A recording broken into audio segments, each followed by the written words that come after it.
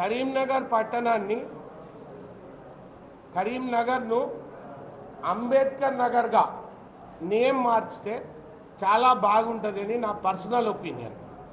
So we will give a representation to the chief minister, we will give a representation to the concern minister and all the MLAs.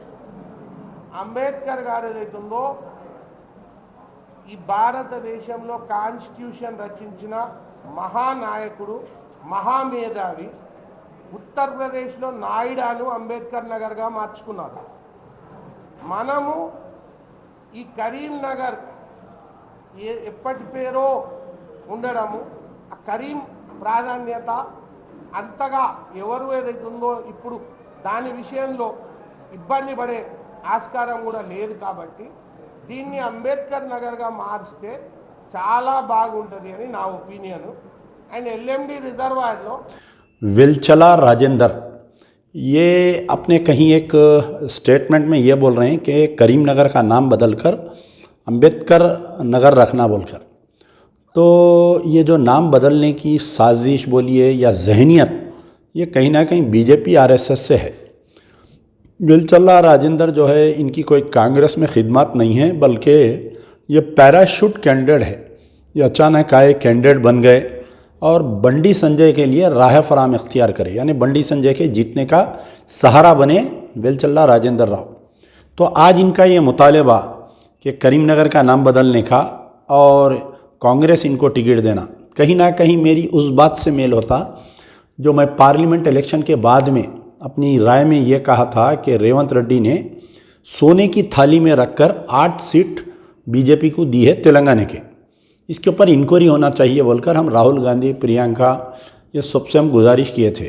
उसके बाद में committee भी डाली, क्या हुआ पता नहीं, उसका उनका अंदरूनी मामला है। लेकिन कहीं ना कहीं कांग्रेस जो 8 सीट, बीजेपी जो 8 सीट जीती है तेलंगाना में, इसमें कोई एक बड़ी साजिश है इसमें, जिसमें रेवंत रेड्डी इन्वॉल्व है उसमें।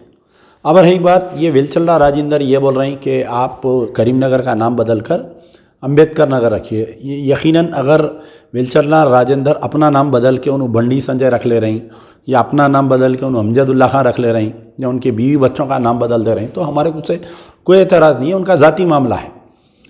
लेकिन अंबेडकर एक मुस्लिम यानी एक मुस्लिम डिस्ट्रिक्ट का नाम करीमनगर जो है मुस्लिम रिलेटेड डिस्ट्रिक्ट है, उसको आप जो है अंबेडकर का नाम लगा रही। यकीनन आपको अंबेडकर से मोहब्बत है, लेकिन आपसे ज़्यादा हमको मोहब्बत है अंबेडकर से।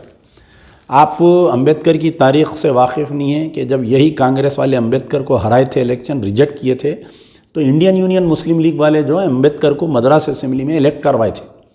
तो मुसलमानों का अंबेडकर का क्या रिश्ता है, ये मैं बतला रहा था।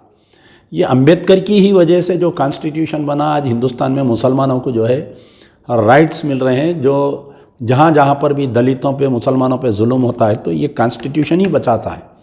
तो हम अंबेडकर का आदर करते हैं, हम इज़्ज़त करते हैं।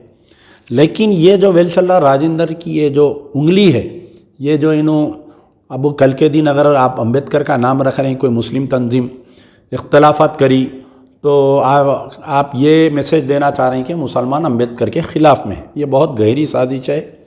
इसमें कांग्रेस पार्टी का क्या है, तेलंगाना प्रदेश कांग्रेस पार्टी की क्या राय है, इसमें आपके रेवंत रेड्डी साहब चीफ मिनिस्टर ऑफ तेलंगाना की क्या राय है इसके, और मल्लिकार्जुन खड़गे, राहुल गांधी, प्रियंका गांधी अपनी राय रखना चाहिए कि क्या वेलचला राजेंद्र के साथ आपकी राय है या नहीं है। ये इनकी साजिश है, क्या इनके ऊपर कोई एक्शन लेंगे या नहीं लेंगे, इसका नोट लेंगे नहीं लेंगे, हम इसका इंतज़ार कर रहे हैं। मैं दोबारा फिर खड़गे जी से और राहुल गांधी, प्रियंका से मैं मुतालबा करता हूँ कि वेलचला राजेंद्र का जो स्टेटमेंट है इसके ऊपर आप एक्शन लेना चाहिए, क्योंकि ये कहीं ना कहीं ये साजिश कर रहे हैं कि मुसलमानों को अंबेडकर से ऐसा बताना चाह रहे हैं कि मुसलमान अंबेडकर के ख़िलाफ़ में है। ये एक बहुत गहरी साजिश है, बीजेपी आरएसएस की साजिश को वेलचला राजेंद्र इसमें वो कर रहे हैं, इसको रूबे अमल में ला रहे हैं। तो मजलिस बचाओ तहरीक इनके बयान की सख्ती से निंदा करती है, खंडन करती है, और हम एक्शन का मुतालबा करते हैं। शुक्रिया। यार जिंदा सोबत बख्श। ప్లీజ్ మీ ఫ్యామిలీలో ఎవరికైనా ఎంత పెద్ద బాడీ పెయిన్ ఉన్నా సరే ఈ డాక్టర్ దగ్గరికి తీసుకురండి.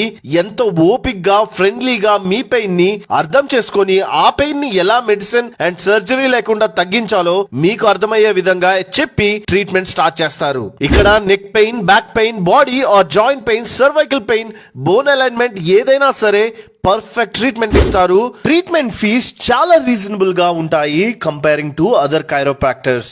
ఒకవేళ స్పోర్ట్స్ ఆడుతూ ఇంజురీ అయినా, షోల్డర్ టైట్ అయినా, ఇంకా ఒక్క మాటలో చెప్పాలంటే ఈవెన్ పారాలిసిస్ తో బాధపడుతున్నా, ఏ గ్రూప్ ఏ స్టేజ్ లో ఉన్నా పర్లేదు, వెంటనే ఈ నెంబర్ కి కాల్ చేసి అపాయింట్మెంట్ బుక్ చేసుకోండి అండ్ వీలైనంత మందికి ఈ రీల్ ని షేర్ చేయండి. గూగుల్లో హోలిస్టిక్ ఎడ్జ్ అని సెర్చ్ చేయండి. ఎగ్జాక్ట్ గూగుల్ పిన్ చూపిస్తుంది. లొకేషన్ కి వచ్చాక ఈ మెయిన్ రోడ్ మీద నుండి ఈ లైన్ లోకి వచ్చేస్తే లాస్ట్ బిల్డింగ్ లో ఈ వెల్నెస్ సెంటర్ ఉంటుంది.